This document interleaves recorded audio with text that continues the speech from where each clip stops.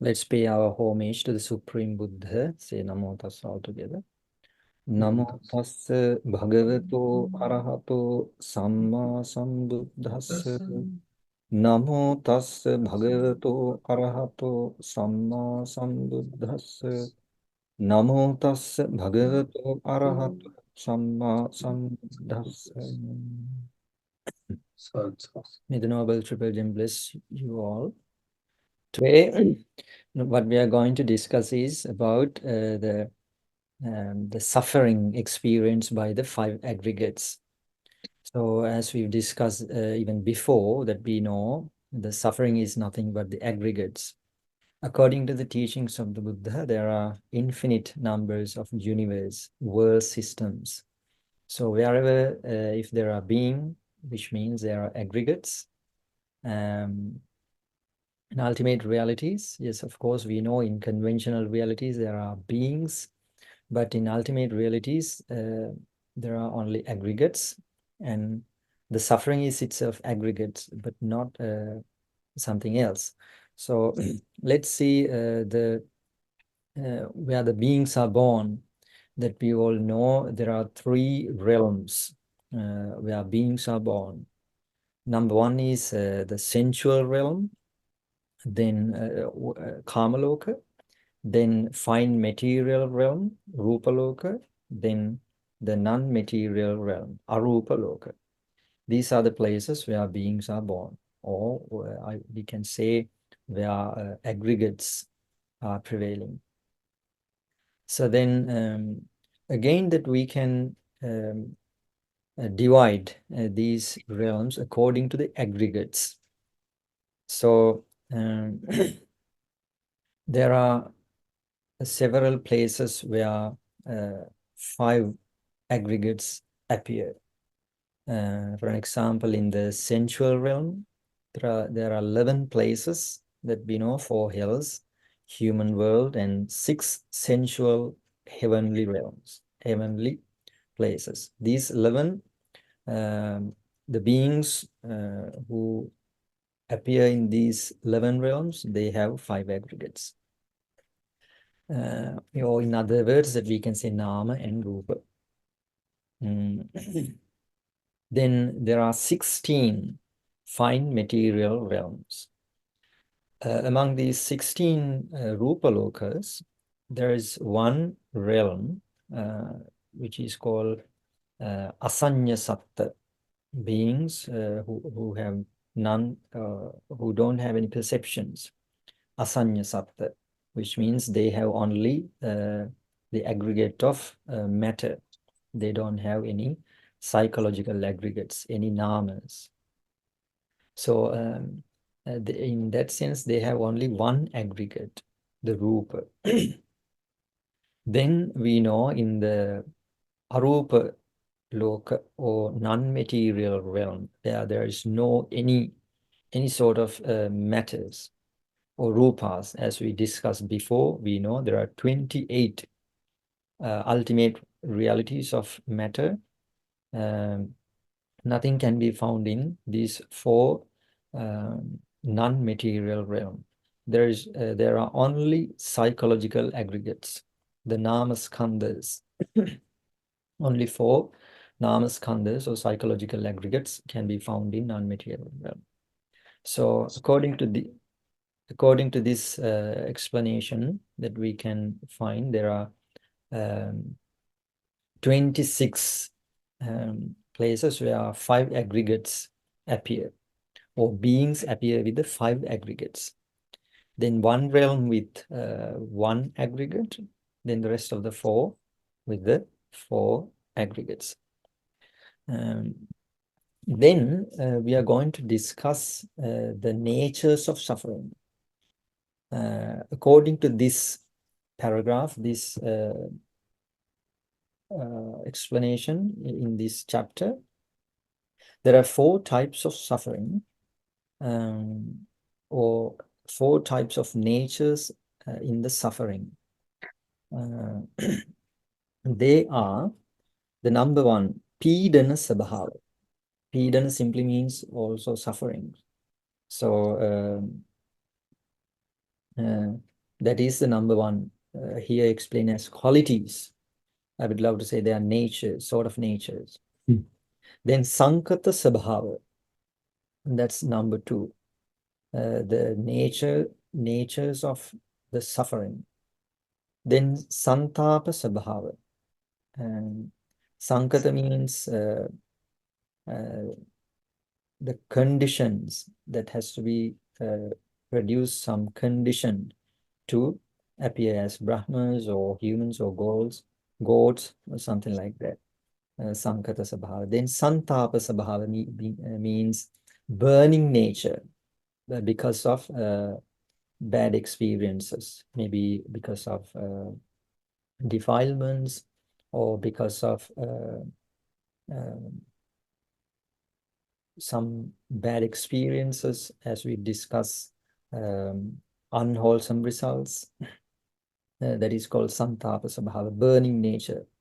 Then Viparinama Sabhava, changing nature, or we can say impermanence.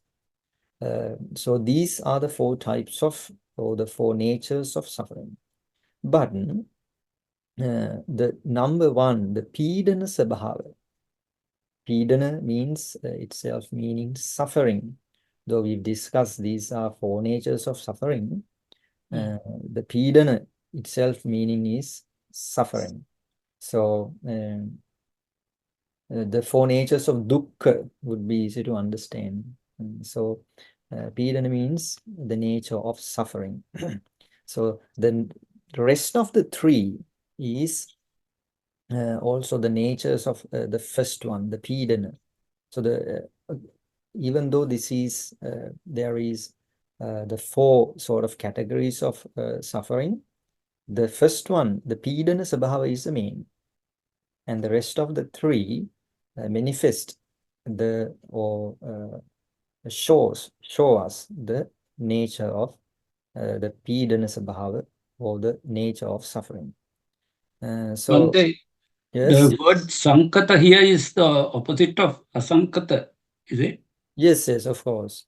The nature that there should be condition. Non-condition. And Asankata is non-condition. Non-conditions. Yes, Asankata means Nibbana. Nibbana. Yes. Yeah. Yes. So the Pidana Sabhava is the nature of suffering, though it is mentioned here as four qualities, as I mentioned earlier.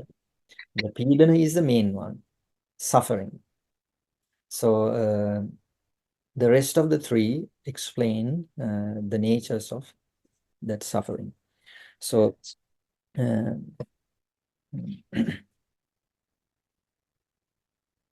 yes, then let's discuss the suffering entailed by gods in Brahma realms. So these three natures of suffering have some degrees according to where beings are born. For an example, now we are going to discuss about Brahma realm. So these natures of suffering, or sabhavas, differ. For an example, Sankata Sabhava, or Sankata nature, to be born as Brahmas, is so high. Then they don't have the Santapa Sabhava much as humans, or as beings who are born in hellish or the hells. So like that, it changes.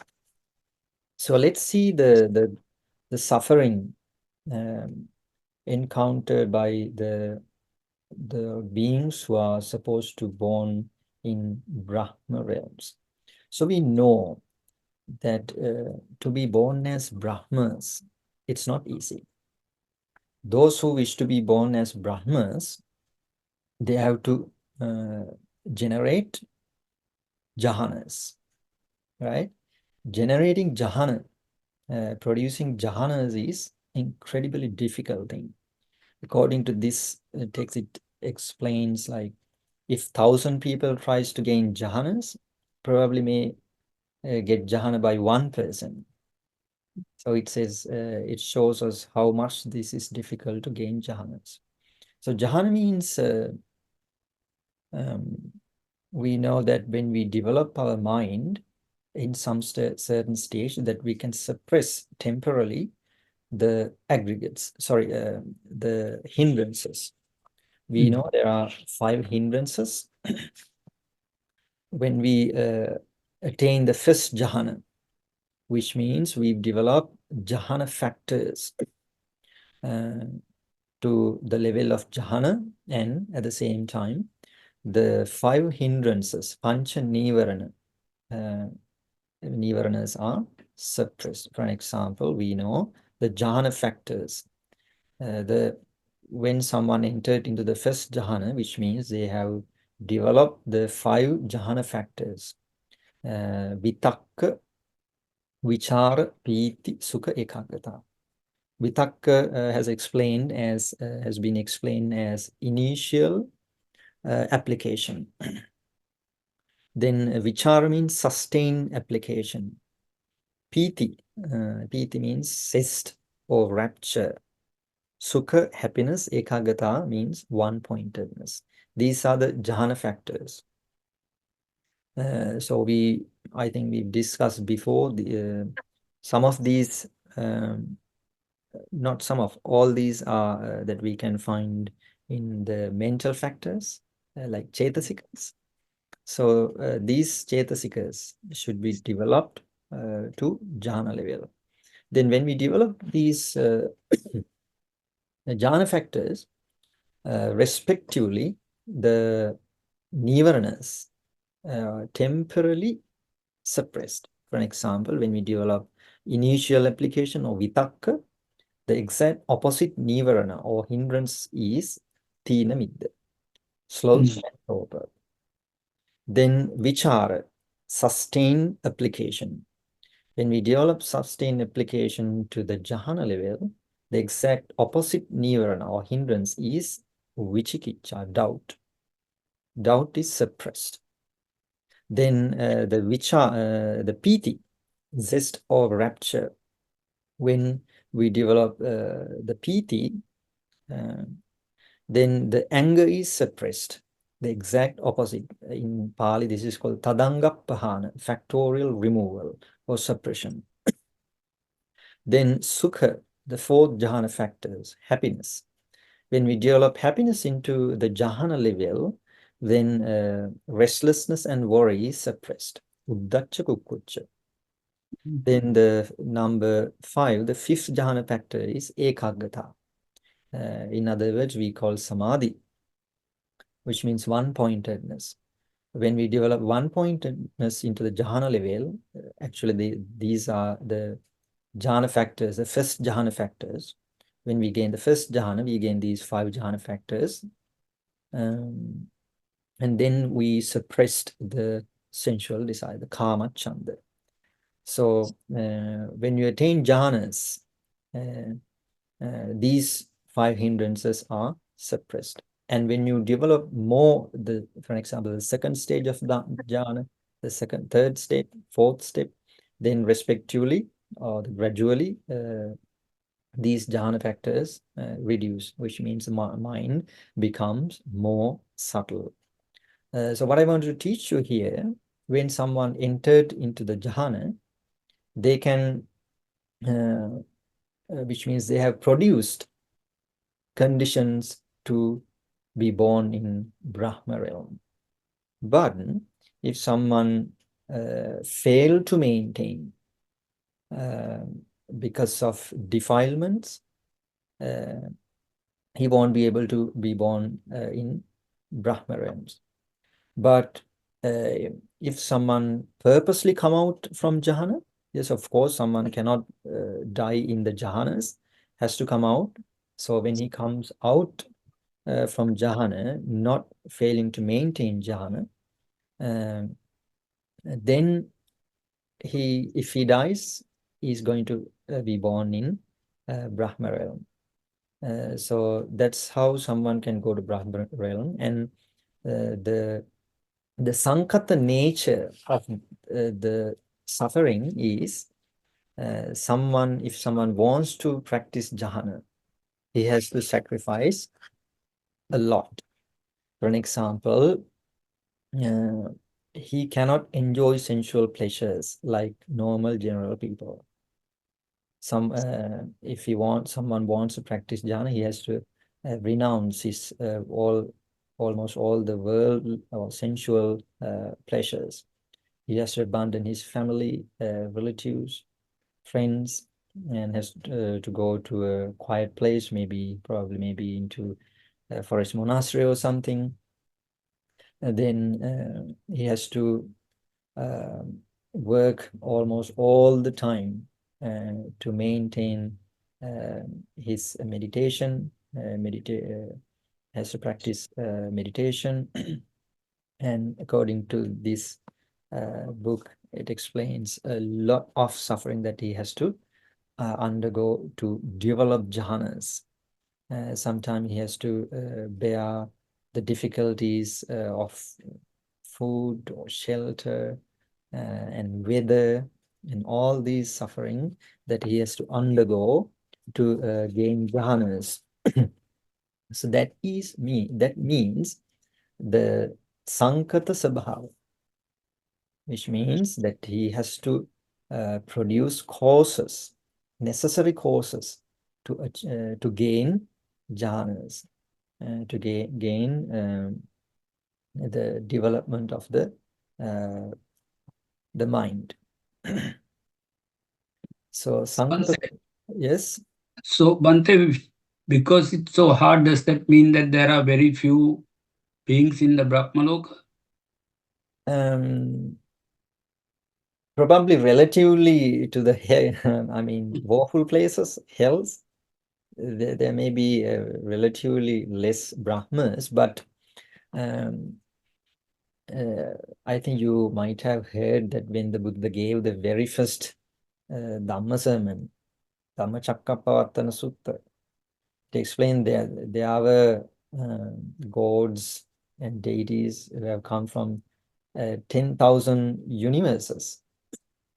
Dasadahasa Chakravala, something like that, had come to listen to Dhamma. So there may be relatively less, but there are so many Brahmas in Brahma realms.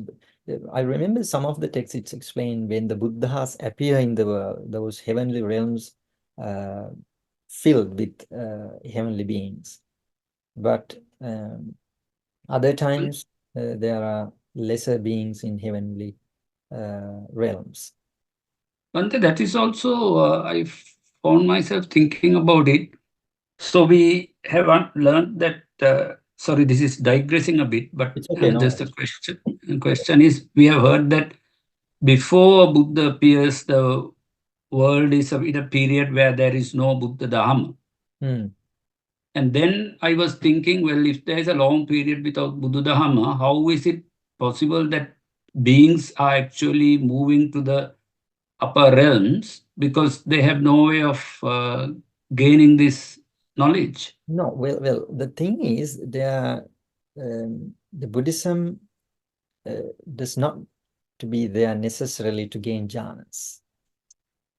So when the Buddha appeared in the world, the Gautama Buddha, that time, the people in the Indian society, that they had tremendous spiritual quest. And actually they had found the three realms.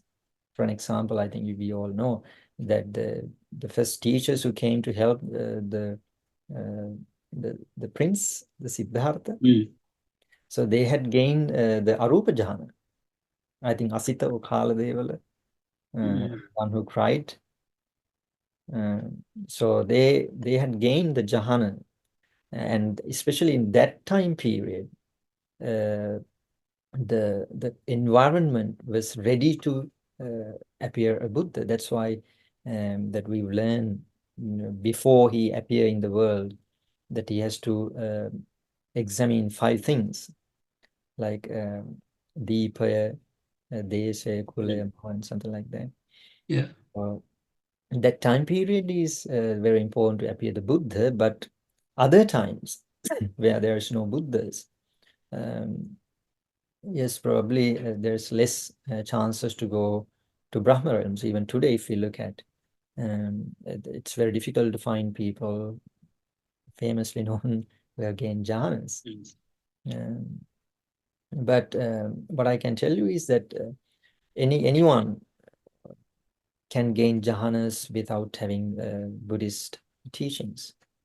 But what Buddhism provides is that the destruction of defilements. That's the something very special, or I would say X factor that the Buddhism provides. Right. Yes. Destruction of defilements. Asavakshekara jnane.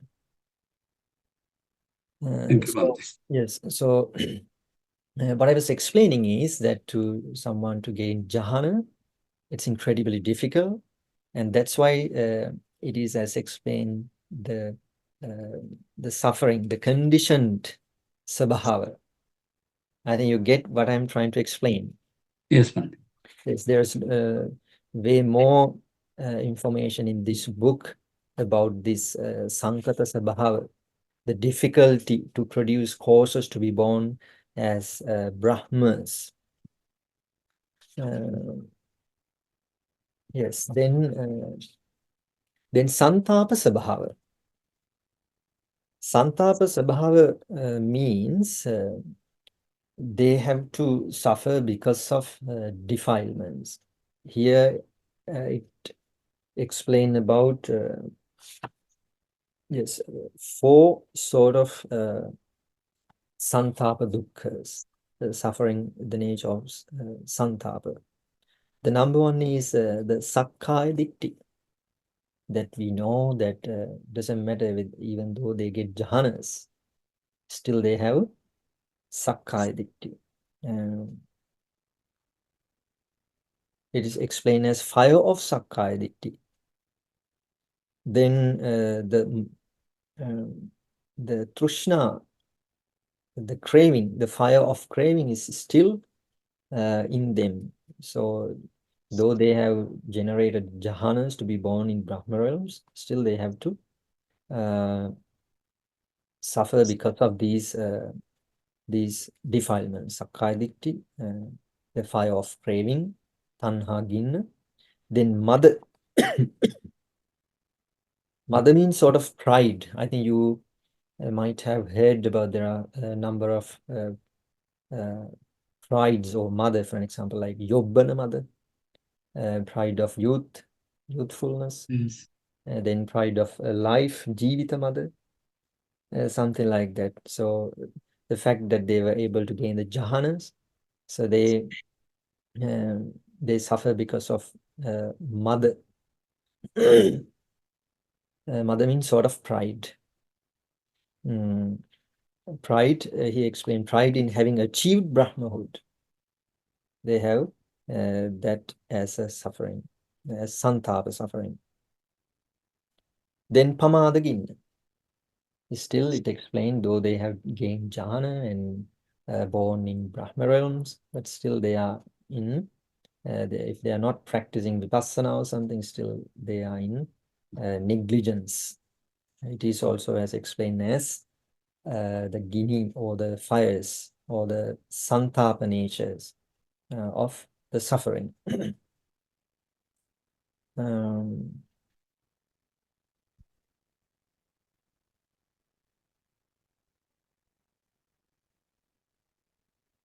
Yes, these are the natures of santapa. Santapa means burning nature. So they don't experience like santapa, burning nature of suffering as humans or beings who are in hell. As we know that they don't have gross bodies like humans. They don't have to undergo that sort of suffering like humans.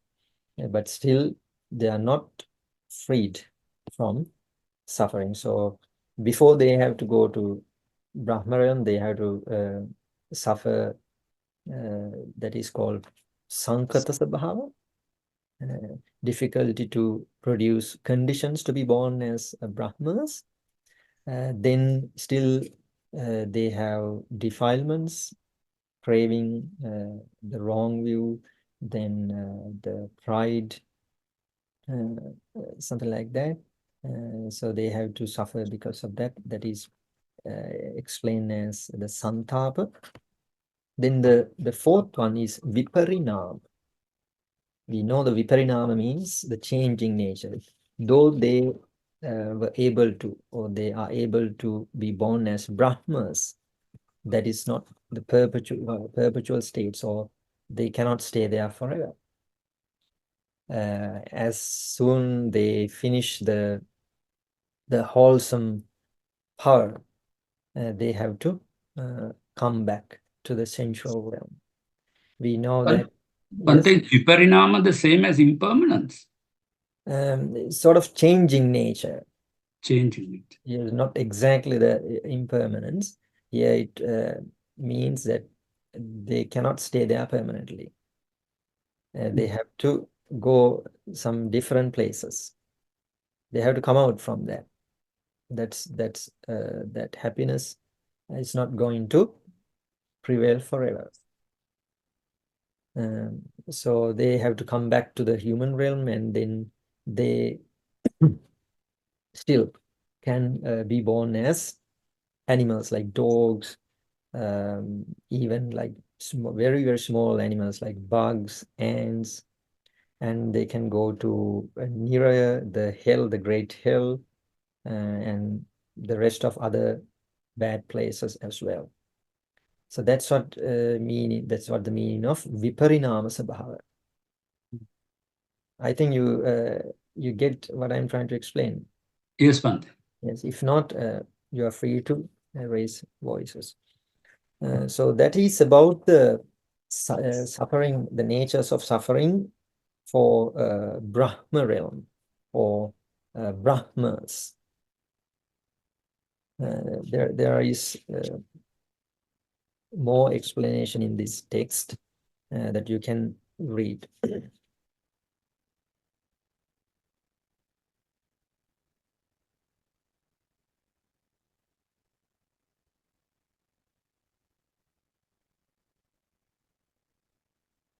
Okay. So the four types of natures of suffering, the Pidana, the main one, the rest of the three has been explained under that topic. The Santapa, the conditioned nature, Sankata, then the Santapa, the burning nature, then the Viparinama, the changing nature. So then let's move on the heavenly realms, the sensual heavenly realms. So when it comes to sensual heavenly realms, compared to the Brahma realm, the Sankata suffering or the conditioned nature is less, because the beings who want to go to sensual realms, they can go there by just practicing, generosity, dana, then the morality, the sila, and the bhavana, not up to the jhana level, but before that, if someone practice meditation and practice the virtues, good qualities, so they can go to these sensual realms. So we know there are 6 sensual realms, Chatum Maharajika, the Devas, the 4 great kings, and then 33 Tavatinsa gods, then Yama gods, then Nimmanarati, Devas delighting in creating or creation, then Tusita, contented, then Devas wielding power over the creation of others, Paranimmita Vasavati. So these are the 6 sensual heavenly realms. I think in the Abhidhamma class that we've discussed, they are the longevities. As I remember, the 6th Deva realm, the Paranimmita Vasavati, they have more than 9 billion human years of longevity are in that realm, just by practicing virtues like dana, sila, bhavana, practicing generosity, morality, and simply meditation without jhanas. So yes. This why is it that we say the Sankata is less in the heavenly realms than the Brahman realms? Yes, because in order to gain jhanas, the Sankata suffering is too much because they have to gain jhanas. But in order to be born in sensual realms, heavenly realms, you don't need to have jhanas. You can just by practicing dana, generosity, like other virtues, practicing other virtues. So I mentioned earlier that if 1,000 people tries to gain jhana, probably one get jhana. So, Bhante, the word Sankata here is actually meaning that you have conditioned yourself to a higher degree. Yes, producing causes. That's a literal meaning. So the cause producing jhana causes, is it? Yes, producing causes to be born. To be born. In Brahma realm or to gain jhanas. That's what simply means here. Okay, understood, Bhante. Thank you. Yeah.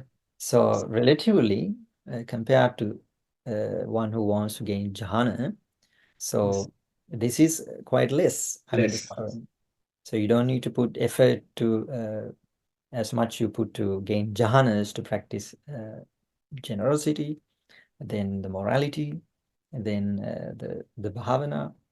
Here it explains how it is difficult.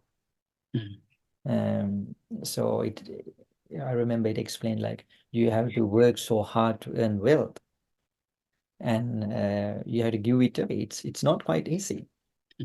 And still, while so many people enjoying the sensual pleasures, maybe having alcohol or some other bad stuff, but still you have to refrain from them. You can't get the sensual pleasures if you want to go to even sensual realms, sensual heavenly realms. So it is suffering, right? While so many people, others enjoying sensual pleasures, you have to, avoid them, refrain them. You can't do any unwholesome deeds. It explains as it's sort of suffering. You can't enjoy sensual pleasures as you want. Sometimes even people, probably say some stuff to you if you try to practice sila. Sometimes even we hear people say like they are boring or something like that. Yeah. So that's explained as suffering. That is called sankata, suffering. So then the next one is santapa. So santapa suffering is tremendously high than the Brahmas. So santapa means the burning nature. But still, it explains the sankata, it's in the human realm. Yes, so the santapa suffering for the gods in the sensual realm, it is relatively high than the Brahmas, because still these the sensual heavenly realms beings enjoy the sensual pleasures, but still they have more defilements than the Brahmas, because Brahmas have suppressed the nivaranas, the defilements. But in this, the sensual heavenly realms, the beings, they suffer relatively more because of the bad or the defilements. For an example, it says, when they are going to pass away, when they are going to die, they can know it. They start, some of the characteristics appears in them. It says they start to sweat their armpits, and their flowers, and their flowers start to perish, and their clothes become dirty and something like that, they start to fear to die. They start to they experience grief by thinking they have to give up these heavenly, I mean, divine pleasures. Imagine, like in the human realm, people don't like to go away by their loved ones, their property, what they have earned. So the heavenly pleasures is incredibly high according to the teaching. So when they think, okay, that they have to leave the sensual, I mean, the heavenly happiness, heavenly sukha, it says it breaks their hearts. They start to grieve so much. That's the santapa nature. So in that, Bhante, in that respect, that is worse than being in the human world, no? I don't think so, because the human realm, their suffering is the more than those sensual heavenly beings, because they just disappear from those heavenly realms. They don't just suffer like humans when they about to pass away, about to die. They just disappear. Oh, sorry, Bhante. Yes. But there is a lot of sort of tanha and upadana then in the heavenly realms. Yeah, it can be, but I can't give exact answer for those kind of questions. You find it hard to leave all the sensual pleasures and all that. Yes, yeah, emotionally they may experience more suffering probably. So somehow what I'm explaining is the santapa nature of the sensual heavenly realms, the beings. So then the viparinama. So you understand now what viparinama means for them as well. Yeah. Though they enjoy the divine happiness, that's not permanent there. Mm. They have to leave that happiness. They have to leave behind that happiness. So they can directly go to the hells, not like Brahmas. Brahmas, they have to come to human realm, and then they go to the woeful places. But these sensual, the beings who are in the sensual heavenly realms, they can directly go to hells. Mm. That is the viparinama nature. They can be born as like very small animals, like dogs, bugs, ants, serpents, tigers, or something like that. And in Petha world and Nira and all these places of that they can be born. So that's the viparinama, the nature. So Bhante, given that from these heavenly realms, you could end up without coming to the human world in the unknown world, then why would you in the human, while we are humans, Yes. we should not be striving to go to heavenly realms, right? We should strive to come back as humans. Yes, yes, you can think in such a way, but it's quite difficult to decide that unless you have developed some 5 qualities like saddha, sila, sutta, chaga, panya, and the other 5 indriya dharmas, like faculties, also saddha, virya, sati, samadhi, prajna. If you develop these 5 qualities to some certain level, I remember some of the sutras, it explains, then when you develop them to some certain stage, then you can keep a wish to be born as humans, then it can be fulfilled. But if you just practice virtues or good qualities, that still you can be born as the devas in the sensual heavenly realms. So Bhante, in those realms, they are unable to do meritorious deeds. And they're just dependent on... As I remember, it says that they have enormous amount of happiness there. Yeah. Divine pleasures. But they only, that is like a karma vipaka, no Bhante? Yes, the wholesome vipaka. Yes. But imagine in the human realm, how people engage in the sensual happiness, sensual pleasures. So when it compared to the divine sensual pleasures, it's incredibly high there. So unless you have developed sort of these the qualities, it would be incredibly difficult to tend to develop spiritual qualities in there. Yeah, I remember it explains like I think you have heard the Nandana Vana. It says that the beings, when they appear, the characteristics to be known that they are going to die very soon. So it says the other devas invite them to go to Nandanavana. So it explains those who are about to die, but still when they go to that particular place, they start to enjoy that happiness. They forget that they are about to die. So it shows how much the happiness in those heavenly realms.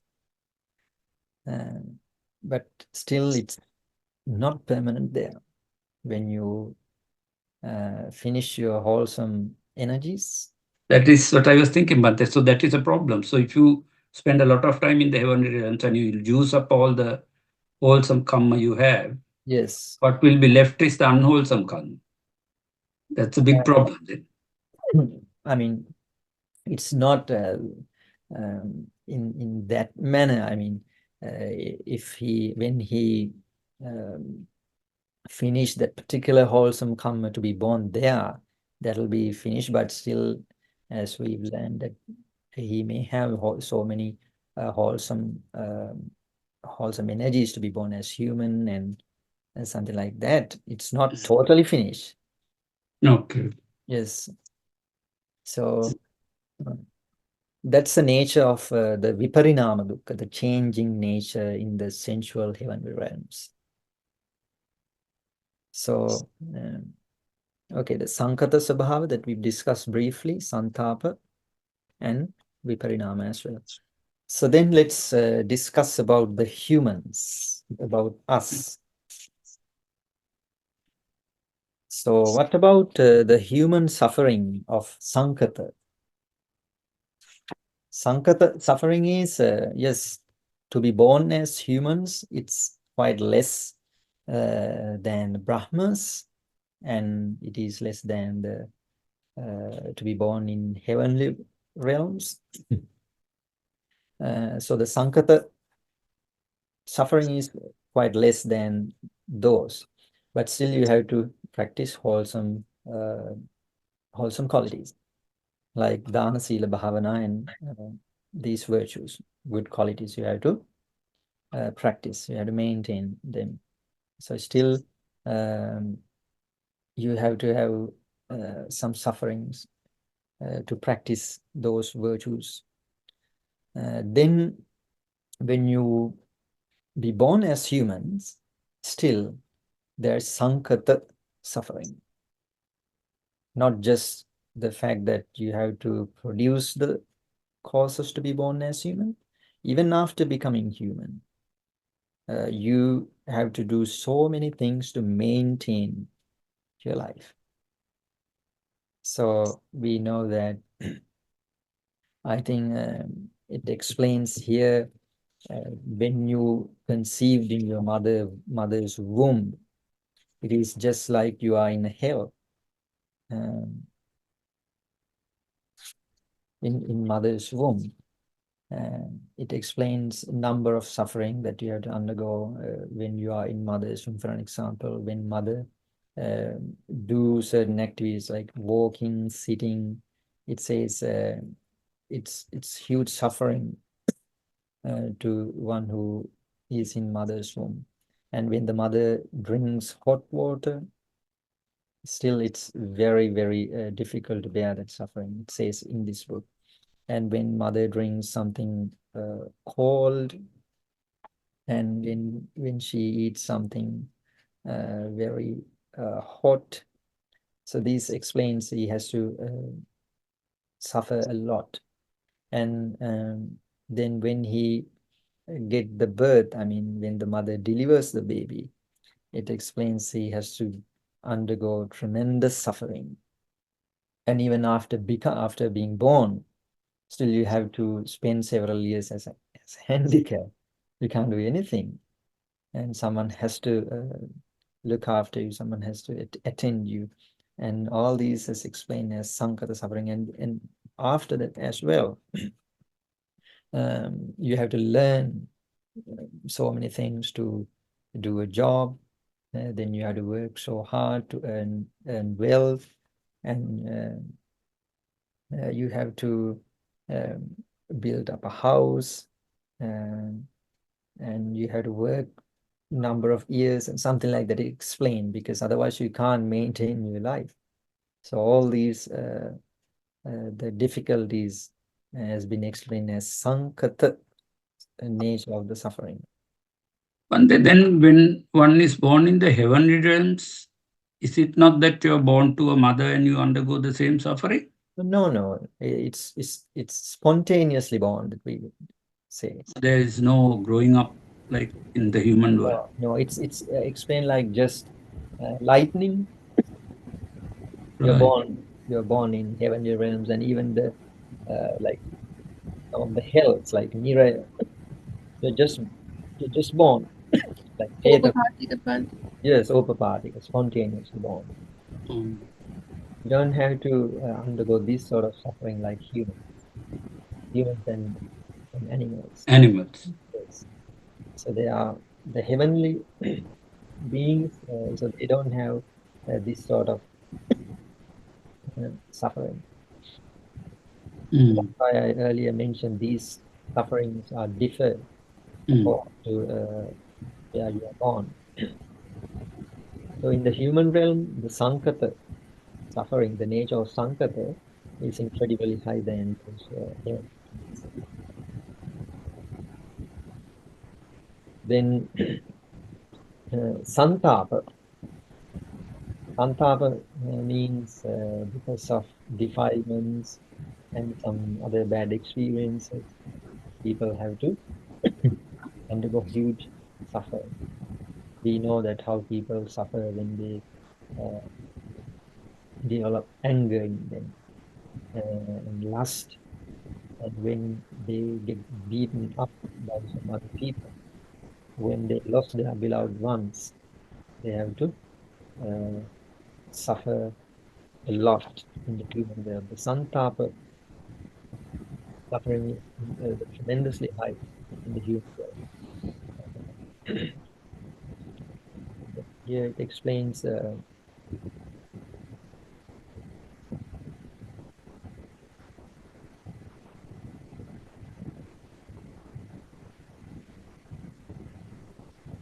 human being is sometimes compelled to fight and make war with one's creeds, government, community, at the sort of battle arena.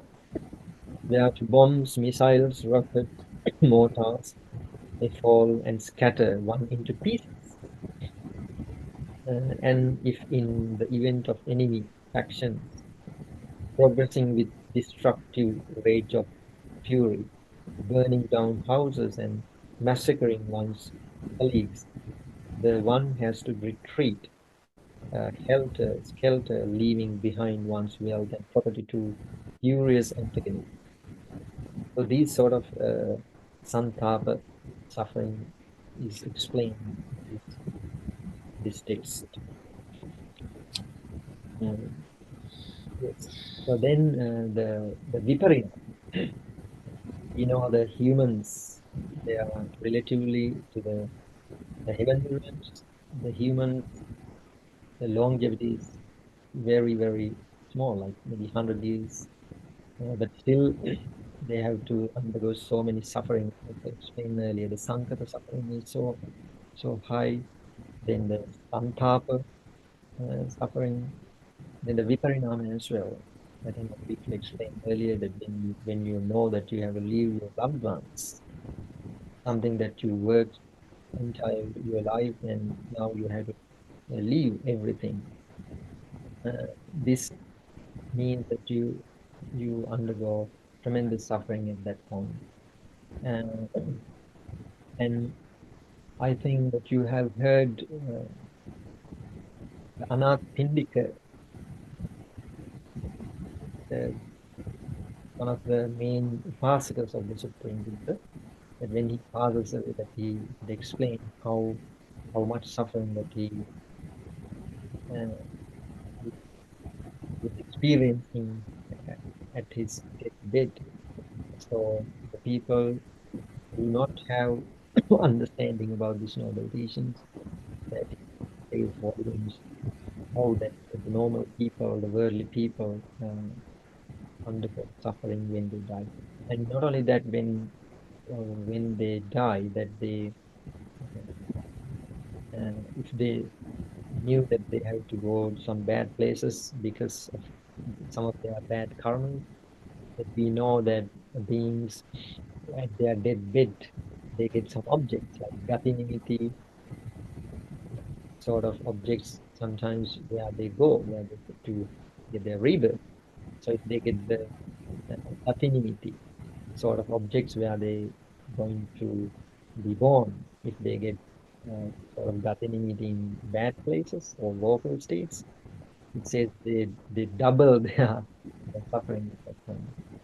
So, and not only that, when they get their rebirth in those bad places, and they are free to be born the hells, the four hells, as animals, as ugly ghosts, petas, and mirror the hell. So that is the viparinama nature of suffering. So these are the three natures of suffering.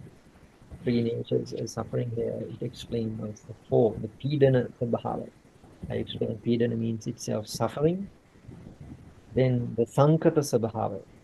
Sankata sabhava means that we discussed the nature or the difficulties or the suffering that they have to while they produce the causes to be born as humans or gods or brahmas, and for humans still after they get their after they are born in human realm, still they have to produce sankata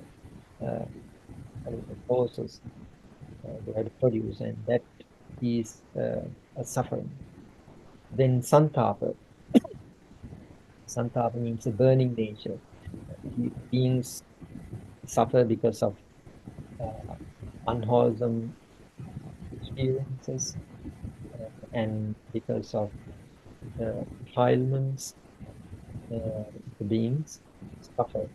Then the viparitana, the changing nature of where they are or what they do. These are the four sort of suffering that the beings undergo. Any question that we can discuss further? We have like 15 minutes. And Mahatma, any questions or any ideas to add? Yeah, I'm just trying to understand how clear that. Is it clear these four types of suffering? Is it clear? Yeah, that is clear, Bhante.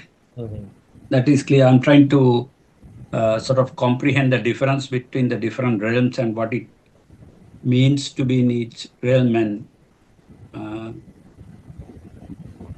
the most beneficial place appears to be, although the suffering is high, the beneficial place appears to be the human realm. Still, we haven't discussed about the woeful places. Yeah, of course. Yes, Yeah, we don't want to be there. yes. As we discuss, according to the factors that we discussed, it seems like the human realms relatively more suffering that they have to undergo. It's, Bhante, in the sorry, Gita, you go. No, you go. Fine. So, Bhante, in the Brahma realms and in the heavenly realms, during the existence, yes. is there no viparinama? Is it not changing? Is it constant during the existence? Yes, that's common for all the beings, but they don't suffer because of that as much as humans. It changes, but it's not in the terms of suffering. Still in the frame of suffering, but because change itself is suffering, no, Bhante? sorry? Change itself is a type of suffering. Yes, it is type of suffering. Yeah, but they don't experience like humans. Human extent, yes. Because, for an example, like Brahma realms, they don't have gross bodies like humans. They have very subtle bodies, so they don't need to eat like gross food. I think you have that they enjoying the bliss, the jhana bliss or something like that, dhyana sukha. And still, even though they undergoing changes, it's not affected as much as like humans. But still in the frame of suffering, because if there is aggregates, which means suffering. Maybe the degrees is different. Yes. Thank you, Bhante. It's okay. Is Geeta Nona? Avasarai Bhante. So in the Deva realms, they don't hear Dhamma at all. I have heard certain yes, Devas do hear Dhamma and then they can relate. Of course. For an example, we know that the discourses that almost all the Buddhists recite, like Mahamangala Sutta. A question was posed by a god. God, yes. You know, then even the Ratana Sutta at the end, there are some verses cited by the god. Yes. And I think yes, there's the collection of sutras in Samyukta Nikaya, which is called Devata Samyukta. The discussions the Devas had with the Buddha. So they come to the Buddha and discuss. I'm not sure whether they discuss or practice Dhamma in sensual realms as much as the humans. But I remember Rerukani Chandavimala Mahanayaka Thero, Most Venerable Thero, had explained nowadays the best way to practice Dhamma is to gain jhana and go to Brahma realms. And when you go to Brahma realms, you can learn the teachings from Brahmas, even who have gained the noble stages like Sotapanna, Sakadagami, Anagami, those Brahmas, Anagami, those Brahmas in the Brahma realm. And for them, they just spend a few days after passing away the Buddha, according to their longevity. Yes. So he has explained that is one of the best ways today to practice the Dhamma, but still you have to gain jhana for that. Yes, Bhante. That is so difficult already. Yes. It's nearly impossible. Exactly. But yes. Yeah, but in the text it says that you have to give a try to see whether it is impossible. Yeah. Avasarai Bhante, then in the Deva realms, Yes. the Devas cannot attain Sotapanna stage. No, they can. Yeah. Yes, especially when the Buddha is there. so many devas attain Yes. the spiritual stages, but I wonder whether today, whether they can, when the Buddha was there, Yeah. there were so many deities, gods, came to the Buddha and listened to the Buddha and gained those higher spiritual stages. Yes.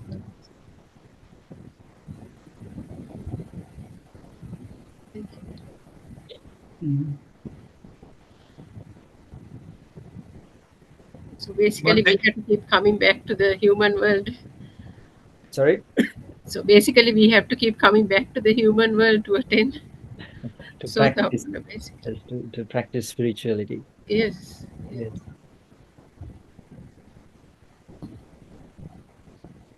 Thank you. So these the four natures, the pidana, itself meaning suffering.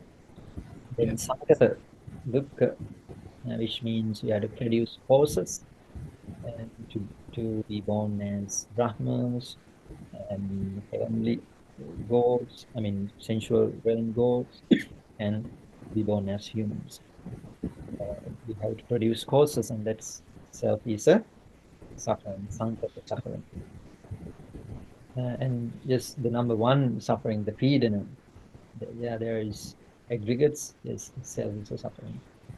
Then the santapa, yeah, you have to suffer because of unwholesome, I mean, the defilements and the unwholesome experiences. You have to suffer. That is called santapa, the burning nature. Then the viparinama, the changing nature. No place is eternal. So Bhante, in summary, what we are seeing is that as a result of unwholesome karma, we have this suffering, which in turn also has the potential to create Actually, further unwholesome. yeah, actually, the sufferings is not just because of unwholesome. It is also a nature of suffering, yes, of course. But for an example, why we are humans today? Because of the wholesome practice, result of wholesome practice. Otherwise, you can't be human. Right? But still, suffer. I mean, suffer means we have aggregates, right? Which means suffering. So the resultant from both wholesome and unwholesome karma can lead to further unwholesome yes, outcomes. Yes, it's some of the ways that we can explain, but in the bigger picture, as we discussed, simply the five aggregates is suffering. It doesn't matter whether they are produced by wholesome or any other factor. It is there is suffering. I mean, aggregates, even in the Brahma realms, even that happiness is so high that Brahma realms they don't experience the sufferings like the sensual beings. Still, they're not free from suffering. And the nature of suffering itself gives rise to further suffering. Because all of these qualities like Pidana, Sankata, Santap, and Viparinama are all giving rise to, we could say, unwholesome thought processes, which in itself, then the vipaka of that would be again unwholesome. Yes, that's correct. But what I was trying to say is that in the bigger picture, that as we discussed, doesn't matter where you are, like Brahmins or sensual. It's unavoidable. Yes, or even human. Yes, of course, in the human realms, we don't need to discuss about that. But all these places where beings are born, it's, I mean, in different degrees, the degrees of nature of suffering differ. Right. Right? As we discussed so far in Brahma realms, they don't suffer like humans. Yes. But But I mean, if we say briefly, yes, the nature of suffering is such that it is not naturally lending itself to the nirvana or the cessation. It is more like contributing to the continuation. Sort of, yes. But still, That's why we, but still, if you practice wholesome qualities, or jhanas, having wish to attain the nibbana, that's helpful. It's going to be helpful one day. but that's why it's so difficult, no, Bhante? Yes. I think we remember that we discussed how difficult to attain nibbana. Yeah. The simile with bow and arrow. Or that the turtle with one eye coming up through the. That is to be a human being, I think, is it not? Yeah. Yes, that's to be a human. Human. Yeah, we discussed that the hair of a horse splitting into parts and something like that. Yeah. Almost impossible. Yeah. So yes, this is the most difficult thing to do. Realizing the noble truths.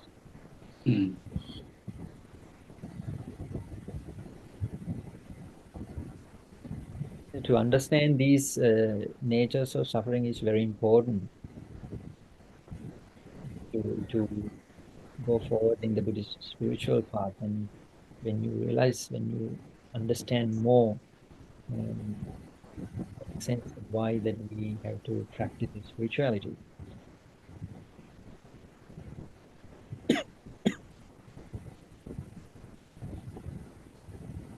So I didn't read too much today. In these books, there are more information about human suffering and other sufferings in very, very detailed. So I didn't read. So you can read peacefully and find something to be clarified more and let me know in the next session. So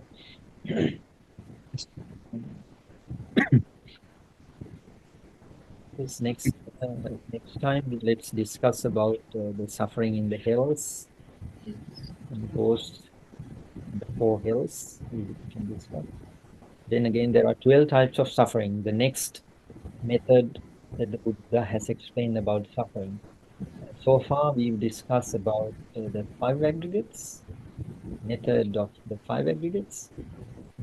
Then we can discuss the 12 natures of suffering again in some other method.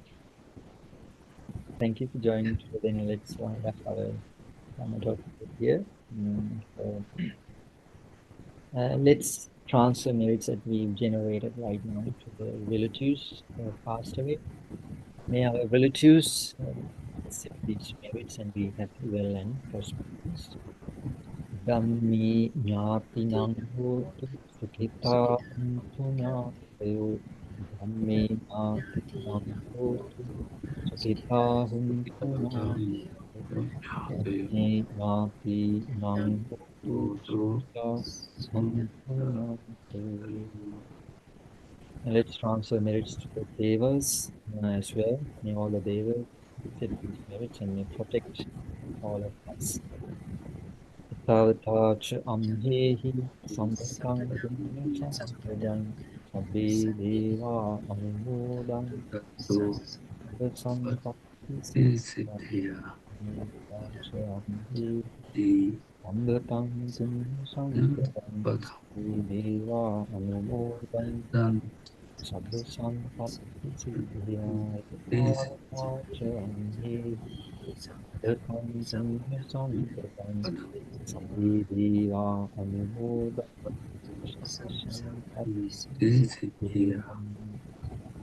May all the meritorious energies that we have generated today lead us to supreme bliss of Nibbana. Sadhu, sadhu, sadhu. Sadhu.